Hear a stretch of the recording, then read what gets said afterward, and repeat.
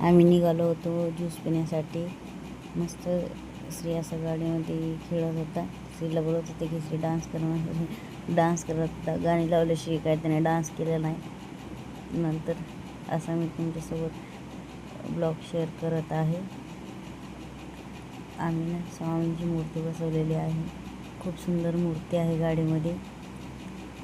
जाता जाता वाटत काही गाड्या दिसत होत्या म्हणून श्रीला वाटत होतं कधी जावं आणि कधी नाही. श्रीला मला ज्यूस प्यायला खूप आवडतं आणि मेन तर बाहेर फिरायला. मी तुम्हाला प्रत्येक ब्लॉगमध्ये सांगत असते की श्रीला मला फिरायला खूप आवडतं. मी ना तुम्हाला कधी कधी ब्लॉग शेअर करते किंवा व्हिडिओ पण, कारण की ना मला श्री खूप परेशान करतो म्हणून मी काही एवढे ब्लॉग आणि व्हिडिओ शेअर करत नाही तुमच्याशी. कधी वरी शेअर करते. मग श्रीचे पप्पा काहीतरी हुडकत होते.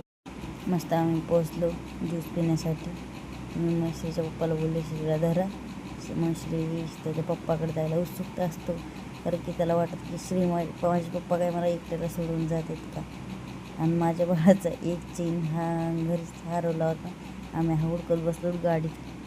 नंतर श्रीला वाटत होतं की माझे पप्पा कुठं गेले. मग श्री त्याच्या मागं गेला आणि ते परत देण्यासाठी श्रीला द्यायला आले. श्रीच्या पप्पाने श्रीला परत माझ्यापाशी आणून दिलं. तरी श्री त्यांच्याच मागं पळत होता. त्यांना काही सुधरत नव्हतं याला घ्यावं का ज्यूस घ्यावा म्हणून.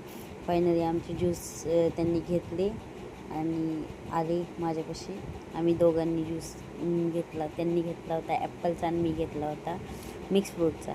श्रीला ॲपलचाच पाचते मी, तर जास्ती मिक्स फ्रूटचा देत नाही आणखीन तर. म्हणून श्री असा मस्त ज्यूस प्यायचं. तर सगळं नाक भरलं होतं श्रीचं, म्हणून श्रीचे पप्पा हसत होते. श्री माझ्याकडे बघू प्यायत होता, तर माझा पण प्यायचा होता म्हणून ती माझ्या ज्यूसकडं टाकामागा बघत होता. असा मी तुमच्यासोबत व्हिडिओ शूट केलेला आहे.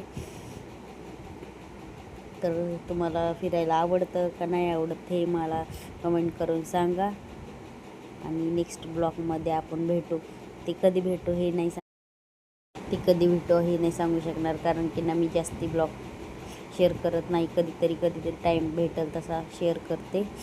म्हणून मस्तपैकी आम्ही आता निघलो घरी. तर भेटूया नेक्स्ट ब्लॉगमध्ये. बाय.